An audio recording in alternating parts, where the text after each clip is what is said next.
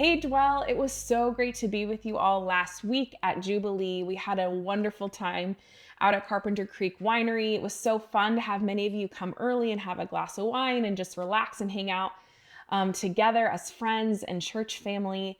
We had a great chili competition with 5 different entries, and no one beat the illustrious Dave Foley, but Scott Osmus was a close second, and it was a blast. We had a great worship with our friend Deb, communion, and lots of kids dancing in the back while we worshiped. So it was just a really special time. And thank you for joining us and prioritizing that monthly gathering for our benefit as a whole body, the Church of Christ together, and being able to take communion around tables with one another. It was just a really special time. And I hope that this next month you'll be able to join us. I wanted to make sure to highlight the difference that is happening because of the Easter holiday. So the normal rhythm for us, as you all know, is the second Sunday night of the month we have Jubilee. We're going to switch it for April because of Easter.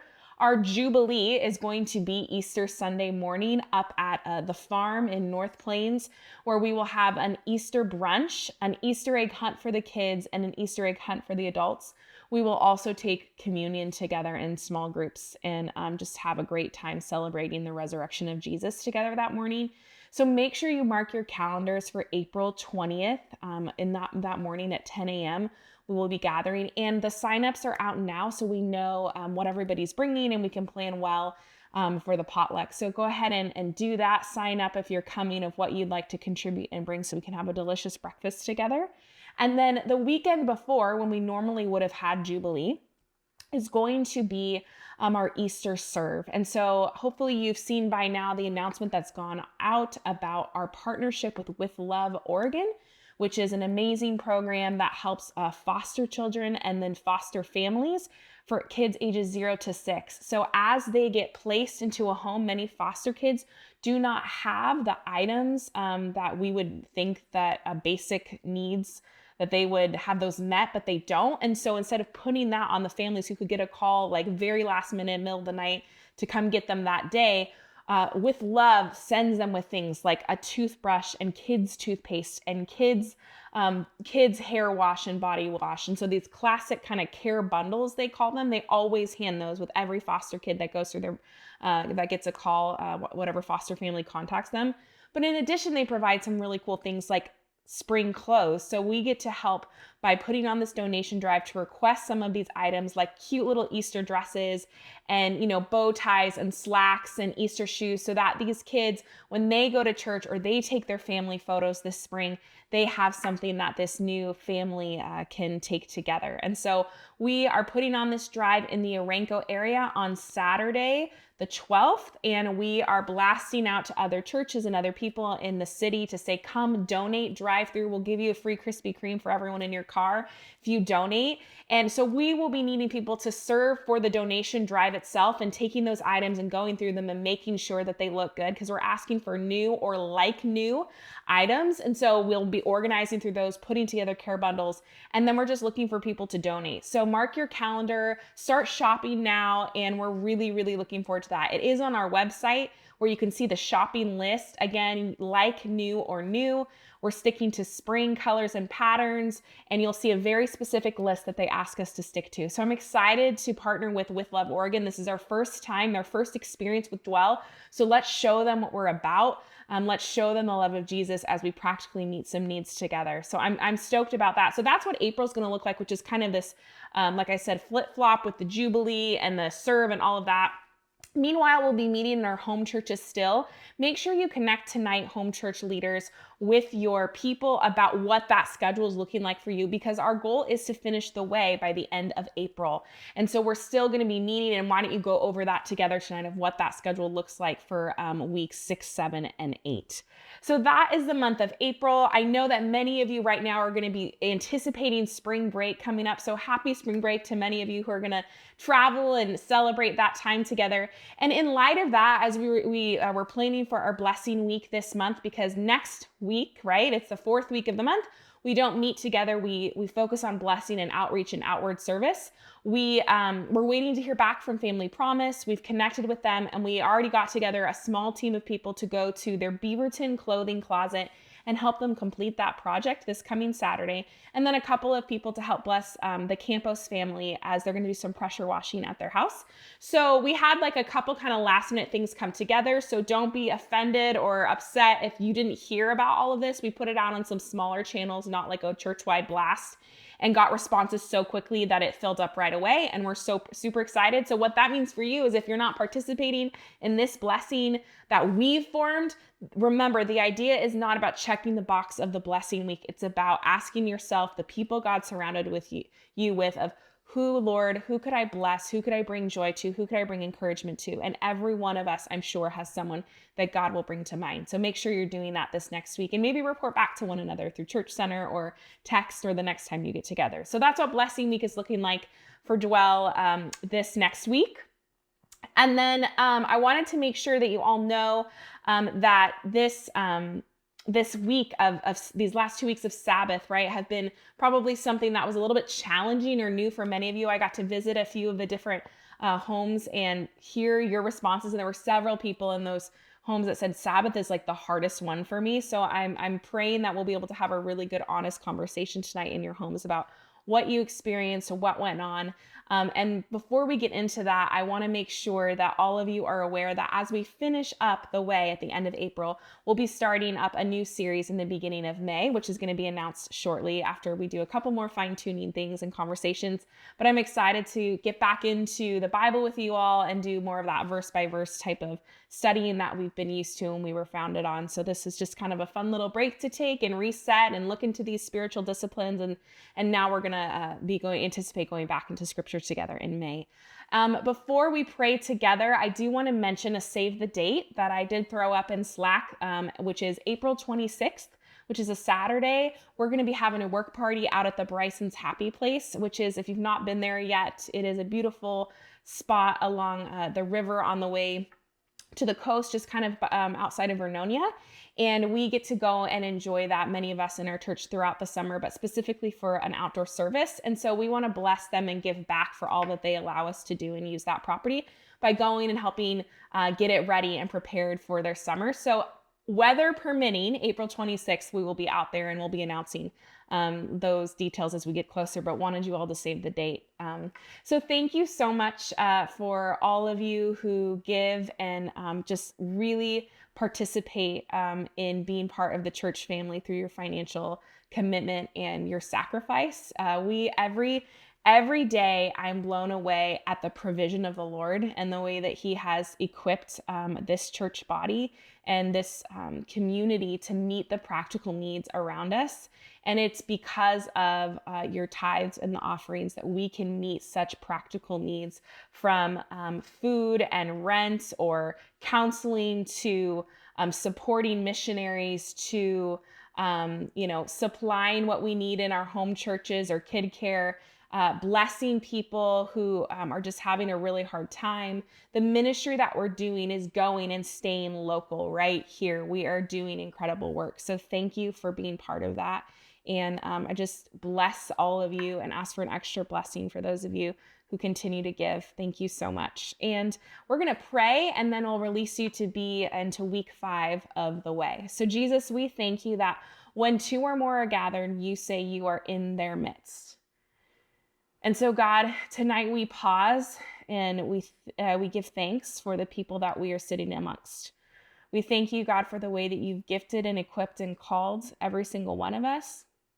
Lord, what our conversation tonight reflect your love and your grace and your compassion towards one another, towards each of us, God, and that as we look into Sabbath and move forward into our next practice, Lord, that you would help us to be just full of hope and full of faith that we can change, we can make strides, it's never too late, and that we can try new things and we can do hard things. And so, Lord, I pray that that would just be the posture tonight as we continue our conversation around your way, the way of Jesus, and what it means to be an apprentice and follower of you in this day and age in 2025. Just pray this in Jesus' name. Amen. We'll go in peace and joy and enjoy that conversation together and this video of the way. And we'll see you, many of you, at the blessing and post spring break as we come back together and we get into week 6 next time. We're getting close. Have a great conversation. Before we begin this session, don't forget to take advantage of the free resources available at practicingtheway.org.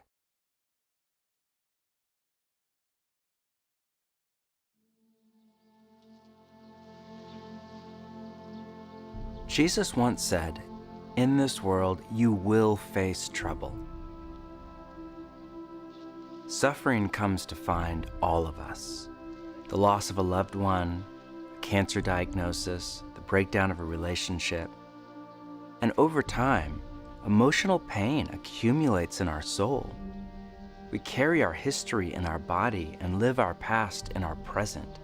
And all too often, our unhealed emotional pain sabotages our spiritual formation into people of love. When pain and suffering come knocking on our door, what do we do?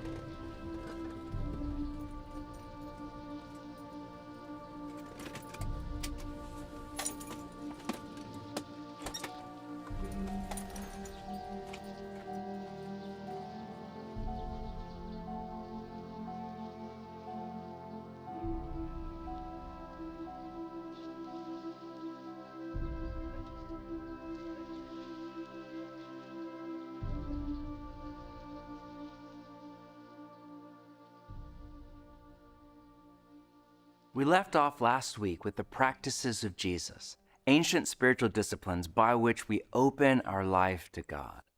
Now, I love the practices, but let's shoot straight for a minute. Maybe your experience with the practices over the last few weeks was pure bliss. You felt close to Jesus and drawn into the Trinity's inner life of love. But maybe not. When I first started on this inner journey, there were times in prayer where I would experience something that was, for me at least, counterintuitive, but I realized later, very common. I went into it expecting to feel happy and peaceful, but instead I would often feel all sorts of emotional pain. I would find myself feeling anger at someone who hurt me in my past, or feeling anxiety over my future. I would find myself suffering from what psychologists call afflictive thoughts. If that was your experience, you are not alone.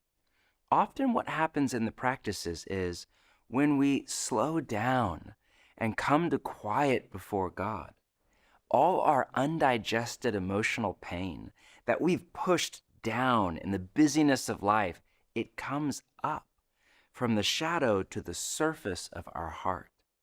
The Cistercian monk Thomas Keating said that the first thing that comes up in quiet prayer is what he called the unloading of the unconscious. He writes, when we commit ourselves to the spiritual journey, the first thing the Spirit does is to start removing the emotional junk of a lifetime that is inside of us. When this happens, it does not mean that you're bad at the practices. This is all part of the process of spiritual formation. The practices are not a religious formula to habit stack our way to Christ-like character.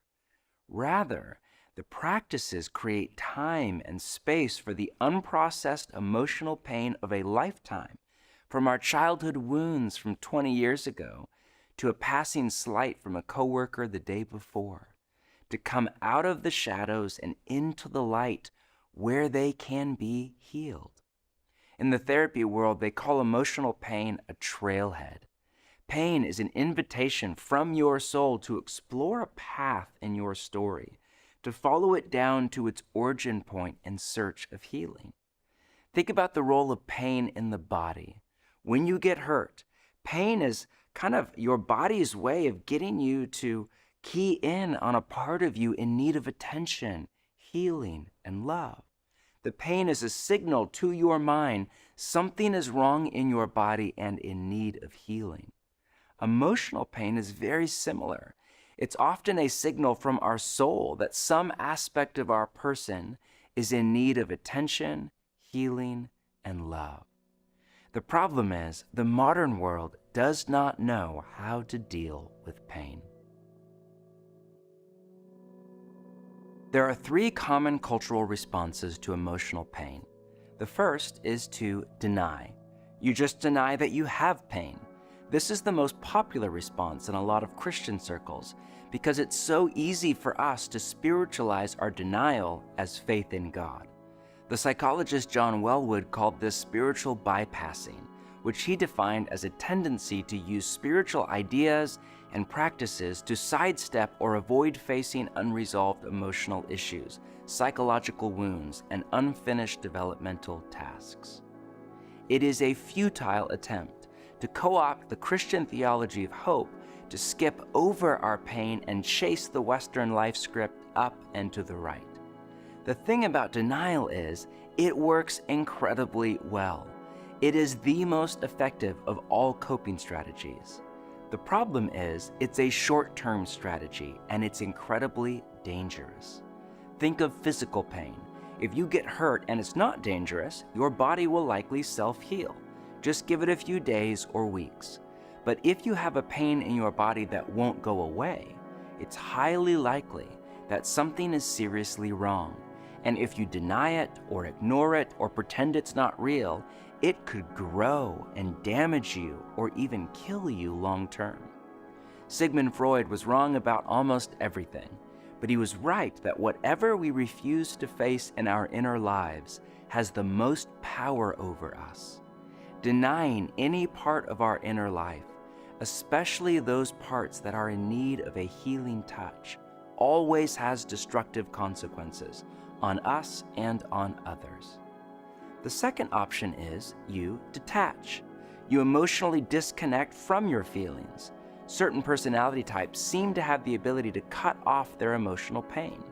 But if we cut off our emotional pain, we inadvertently cut ourselves off to the whole spectrum of emotion, lows and highs. We don't feel sadness, but neither do we feel joy or wonder or gratitude. Of course, the most popular way people deal with their pain is to drug it. Many people literally drug their pain with alcohol or cannabis or pain meds, but most of us drug our pain more figuratively with our cultural narcotic of choice. It could be work or our career, or sex, or romance, or social media, or entertainment, TV and film and video games. It could be anything that is used as a distraction from our pain and our God, rather than a pathway through our pain to God. When we turn to drugs, either literally or figuratively, we feel a momentary relief from our pain, but ultimately we make our anxiety or sadness worse, not better. But none of these ways of dealing with emotional pain are the Jesus way. The Jesus way is to meet God in our pain. What does the Jesus way look like? Let's read from Matthew 26, which is arguably the most painful moment in Jesus' life. It's the night before the cross, when he's feeling the weight of what's coming: Judas' betrayal, his best friend's denial, his disciples' abandonment, his coming rejection, humiliation, torture, and brutal death. What does he do? Does he deny it? It's okay, God has a plan, other people have it way worse. No. Does he detach? It is what it is. No. Does he drug? Hey guys, let's go out for one last night on the town. No. He goes to a quiet place with his closest friends that he can share anything with. And then we read this. Then Jesus went with his disciples to a place called Gethsemane, and he said to them, "Sit here while I go over there and pray." He took Peter and the two sons of Zebedee along with him, and he began to be sorrowful and troubled. Then he said to them, "My soul is overwhelmed with sorrow to the point of death. Stay here and keep watch with me." Going a little farther, he fell with his face to the ground and prayed, "My Father, if it is possible, may this cup be taken from me. Yet not as I will, but as you will." Notice the line, he began to be sorrowful. Jesus intentionally makes space for all of his feelings of sadness to come up, and he meets God in his pain by offering his feelings up to God in prayer. This practice, what has come to be called lament, is a key feature of what the pastor Pete Scazzero calls emotionally healthy spirituality. Scazzero's thesis is that it is impossible to be spiritually mature while remaining emotionally immature. But emotional health doesn't mean you're happy all the time. Jesus was the most emotionally healthy person to ever live. And in Luke's version of the story we just read, Jesus begins to sweat blood, a medical condition called hematohydrosis, which is brought on by extreme duress. Emotional health means, one, you're aware of your feelings. You have the capacity to notice and name your inner life in a spirit of welcome and gentleness. And two, you're not run by your feelings. You have the capacity to sit with your feelings and let your body process them before God in prayer without them causing you to behave in unloving ways. Psychologists call this emotional regulation, and the New Testament calls it self-control. But to become emotionally healthy means we have to go on the inner journey, as some call it, to meet God in our pain. We have to learn how to pray our pain to God and share our pain with each other. This is why so many find therapy to be a key part of the inner journey. Processing our pain with an older, wiser, loving soul can be deeply healing. But through practices like silence and solitude and prayer and therapy and friendship, we make time and space to process our pain and suffering with God and our community. This is often a slow, painful process, but it is the crucible of our formation. Pain and suffering are inevitable in life. Again, Jesus said, "In this world you will face trouble," not may, but will. There is no version of your life where you do not feel emotional pain. The Jesus we follow was himself betrayed, abandoned, falsely accused, unjustly treated, and murdered. The prophet Isaiah called him a man of suffering and familiar with pain. The writer of Hebrews said, "We do not have a high priest who is unable to empathize with our weaknesses, but we have one who has been tempted in every way, just as we are." And while few of us have ever experienced the level of trauma that Jesus did, we have all been hurt, wounded, and thrown into trials and tribulations. Left unhealed, the unresolved emotional pain of a lifetime will sabotage our spiritual formation into people of love. If we allow hurt and anger and bitterness and fear to fester in our soul, it will undermine our best intentions to become like Jesus. Hurt people, as the saying goes. Psychologists give us categories like trauma, attachment, emotional triggers, and more to name the unhealthy patterns that arise from pain and suffering, and in turn ruin relationships and block our transformation. But there is good news. Jesus went on to say, "Be of good cheer. I have overcome the world."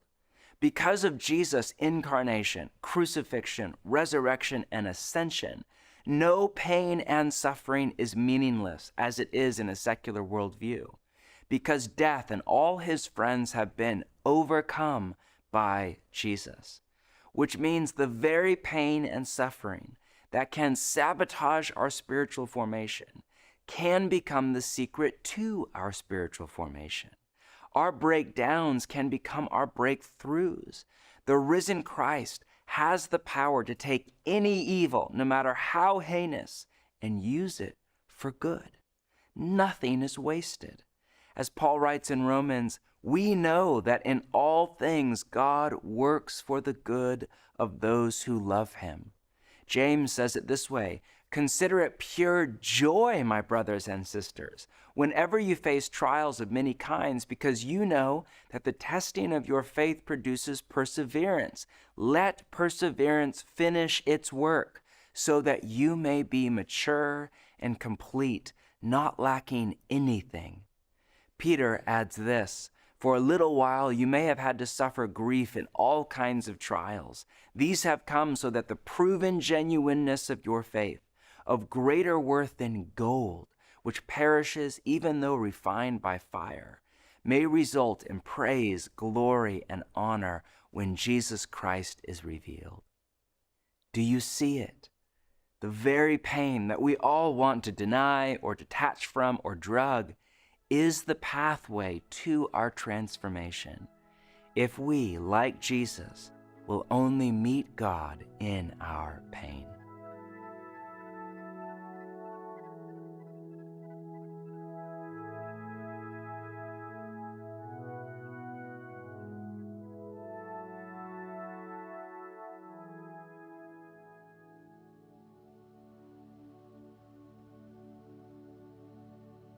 I currently live in Atlanta, originally from Philly. Spent some time in Portland. And I have the honor of working at an organization called Bible Project, where I get to be a professional nerd or an associate research scholar in the traditional type of title. And just trying to help people understand the Bible as a unified story that leads to Jesus. Death is a pretty frequent visitor in my life, but I can't count on two hands how many people that I personally know that are no longer here. And I'm like, okay, God, you got to show up for me. I found myself really praying, like praying. And in Black culture, when you mean something, you say it twice. you're like, yo, I'm not joking. Like, I'm just joking. You know what I'm saying? But I found myself praying. And what I mean by that, like, I'm literally laying before God, head to the floor, or I'm sitting in my car crying. That's typically where I pray, just sit in my car. And I found myself going like, yo, you gotta do something about this. I'm still on a journey to understand what that means. But if I watched your son through these retellings in this thing that we call the Bible, if I've seen him navigate pain and suffering, how do I pattern that way? Oh, he always talked to you. Okay, so that means I should probably talk to you if he's my rabbi. And so I go, Father, you got to do something. Like, I know in theory, again, that there's coming a day when all pain, suffering will be eliminated, where tears will be wiped away, where there's no stone unturned when it comes to God's redemption of all things. But until that day, I'm in the here and now. Like, I live outside of the garden. I got to go to God. And if I don't, I feel lost. Feel very lost.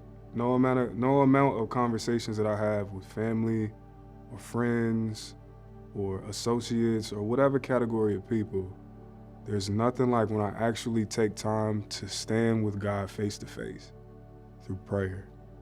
And I'm like, yo, this is how I'm feeling. This sucks.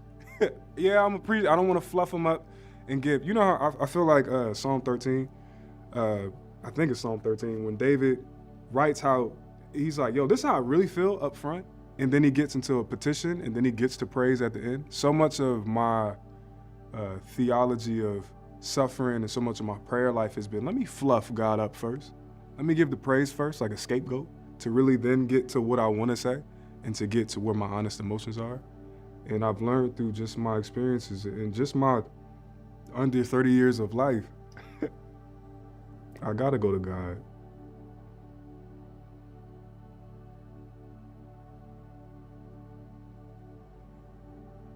Touching on our emotional pain can bring up quite a lot. You may be feeling things right now that you've pushed down for many years or are painful to hold. So we want to give you a chance to share openly and let others hold your pain with you. You may not be ready for that, and that's okay. Just be as open and as transparent as you can. Here are a few questions to guide your conversation. First, can you tell one story of a painful experience you've been through that has been used for good in your formation? Second, how have you experienced God in your times of pain and suffering? Third, which of the 3 responses to emotional pain are you most inclined towards? Deny, detach, or drug? And what does that look like in your life? And fourth, what could it look like for you to reorient yourself to the pain in your life as an opportunity to be formed by God? Now let's have a conversation.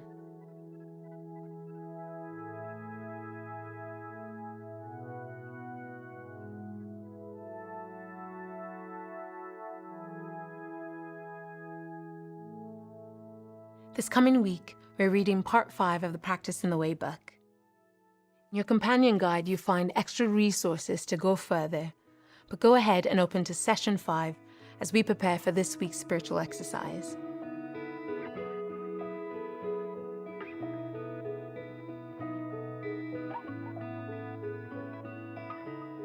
When I've entered into a time of silence with God, there have been times when I have experienced a sense of God's peace, love, and joy.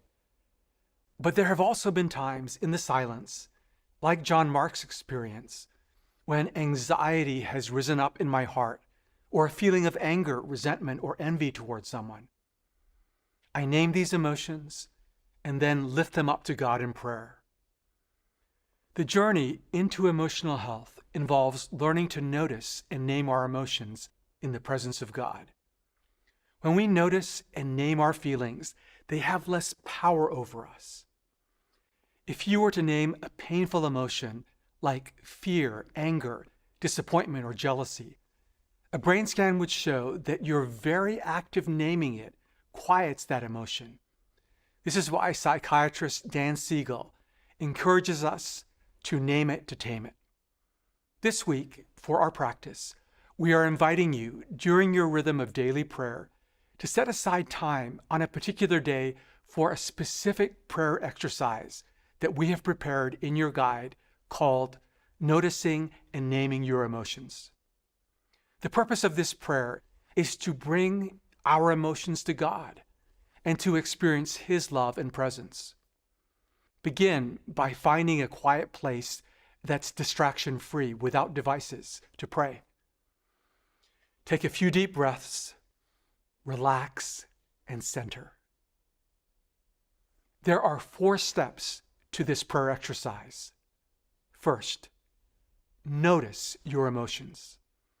Let your emotions rise up within you. Second, name the emotions. Be as specific as possible. Third, feel the emotions. Don't fight the emotions, fret over it, or run from it.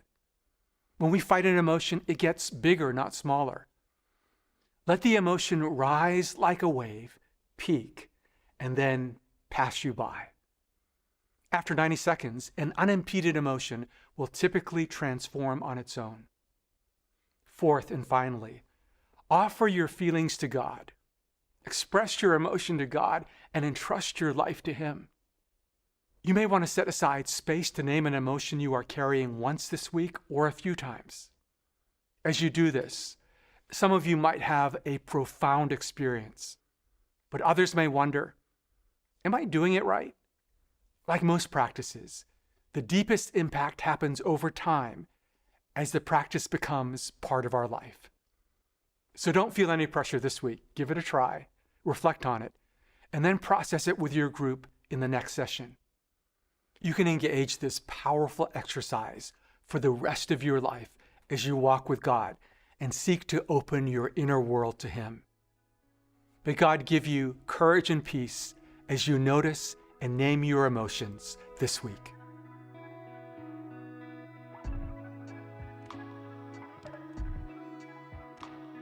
In this episode, we covered these key points. The practices are not a religious formula to habit stack our way into spiritual formation.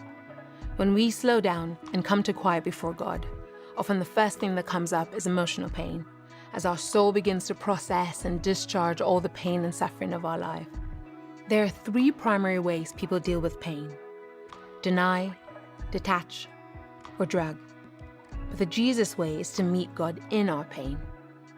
Left unhealed, emotional pain can sabotage our transformation. But if we open it to God, it can become the secret to our transformation.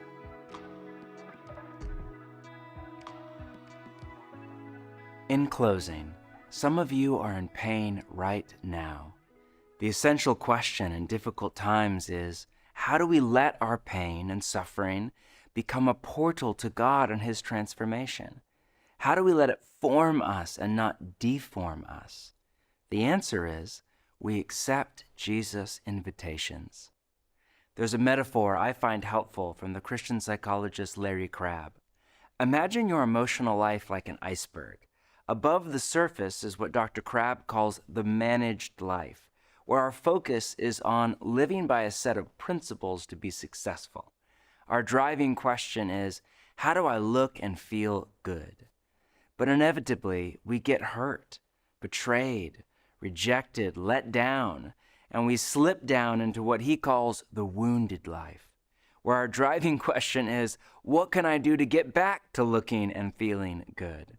Most of our life is here below the surface. And the invitation of Jesus is not to go up and out of our pain, but down and into it, to meet God in our pain, in what Dr. Crabb calls the formed life, where our question becomes, what is God doing through this and in me? That is the question of an apprentice of Jesus. This means we do not need to fear suffering. As Jesus said, do not let your heart be troubled. You don't need to be afraid. You don't need to seek suffering out. It will come and find you. But when it does, if we meet God in it, he can turn all of it for good if we only surrender to him day by day. And we can say with Julian of Norwich, all will be well, all will be well, and all manner of thing will be well.